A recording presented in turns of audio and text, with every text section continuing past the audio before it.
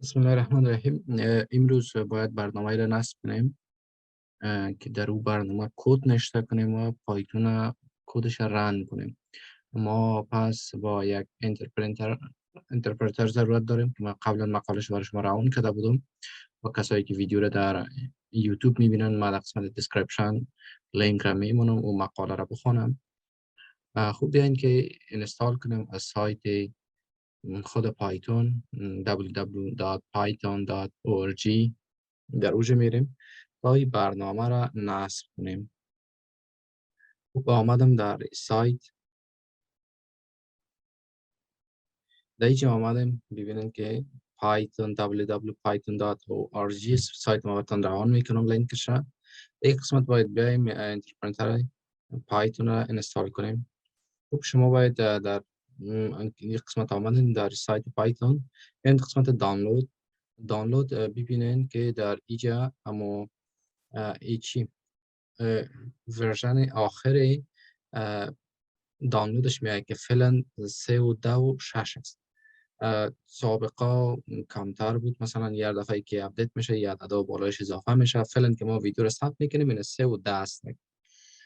خوب سابق نمیفهم چند سال پیش، 4 سال پیش یا 5 سال پیش تقریبا این 2 بود، ورژن دومش بود. اما کسایی که کد در ورژن نوشته کردن و در ورژن سوم رن نمیشه، باید پس کد را در ورژن سوم نوشته کنن تا که رن شد. وی بعضی کمبود و معایب و چیش خوبی و بعدش خلاصم میایم این قسمت پایتون یا 3.10 فلان این من نصب میکنم، کلیک میکنم یا کلیک کردم میایم انتخاب میکنم در کجا دانلود شما. در قسمت دانلود انتخاب میکنم، در این قسمت میگم دانلود شود. ببینید که نامش داشت درست بنویسید. ببینید که دانلود میشه. اگر شما ورژن قبلیش کار داشتین در قسمت آر ریلیزز بیاین تمام چای سابقش هم جذب. ببینید که سابق 2 هفته بوده، آخرینش سال 2020 بوده، این 2007 شاید 2026 کار کنه. از 2021 آمده اینه ریلیز شده. 3 نه سال 2010 ریلیز شده و 2002 هفتش سال 2010 ریلیز شده و که کد را که در این ورژن نشان میدن در این ورژن سوم کار نمیکنه. و بیاین این دانلود شد. بیایم در قسمت دسپیسی در قسمت بیایم در دانلود. در قسمت که آمدیم اینجا پایتون حالا میایم این قسمت چک میکنم ادز پایتون. بعد از قسمت کاستماایز اینجا رو میمونیم.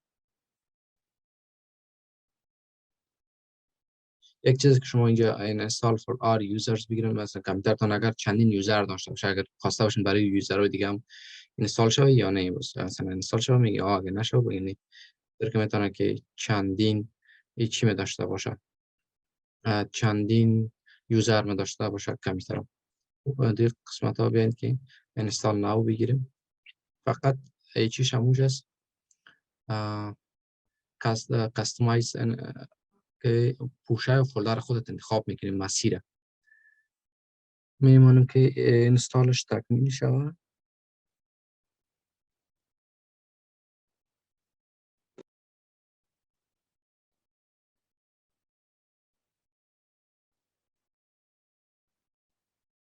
شاید چند دقیقه وقت بگیرم.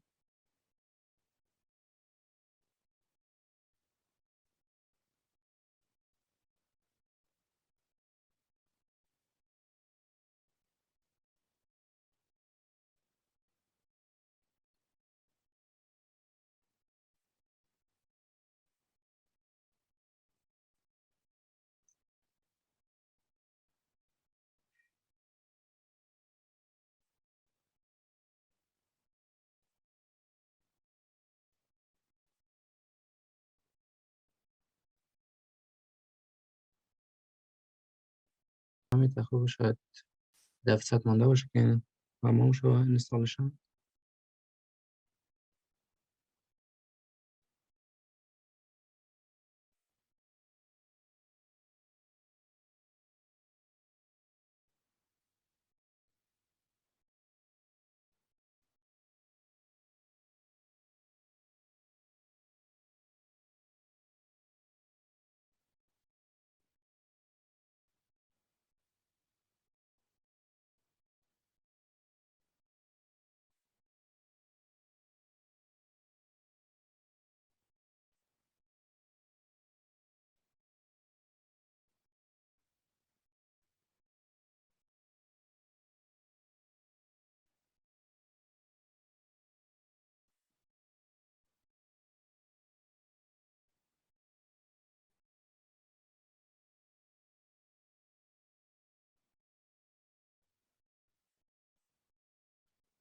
اینستال شد. ببینید ستاپ و ساکسفون شما میتونید کلوز کنن تمام بستش کنن. حالا بیاین که چک کنیم چطور اینستال شد یا نه. در قسمت استارت منیو نوشته میکنم که cmd کامان پرومپت باز میکنم، نوشته میکنم اینجا پایتون.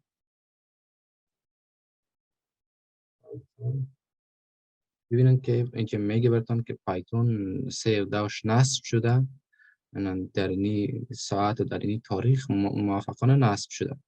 خب بین برنامه که نصب کردیم حالا باز کنیم این قسمت استارت منیو میایم IDLE این برنامه است که نصب کردن فعلا ما شما ببینید که پایتون 13 64 بیت است. بازش میکنم در همین دیگه ما شما کد خودم می نویسیم و کار میکنیم. خب کد در اینجا نوشته مثلا در قسمت این برنامه نصب در قسمت CMD در اینجا نوشته میشه، اما از اینجا که اینجا بسیار راحت تر است که کدم می نویسیم. در اینجا راحت تر است باید که چک کنیم که حالا درست کار میکنه. یعنی مثلا یک عدد جمع میکنم میگم که 3 جمع 5 مساوی به چند میشه، میگم مساوی به 8 میشه. ببینید که برنامه موافقانه نصب شد. ما پس کدهای خود را کدهای زبان پایتون در این برنامه در IDLE یا اینترپرتر ای نصب کردیم کار میکنیم. خب این بود طریقه نصب کردن. شما نصب کنین درس بعدی ان شاء الله در اینجا کد کار میکنیم.